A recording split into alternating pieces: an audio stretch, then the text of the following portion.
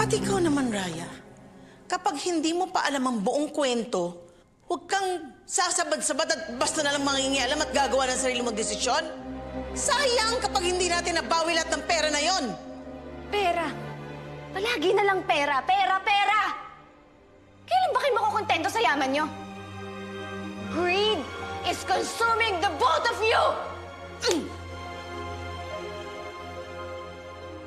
You ungrateful brat!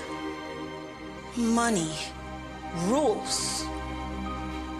Alam mo, sa kakasama mo sa hampas lupang Teo na yon, kaya ka nagkakaganyan. Ma'am,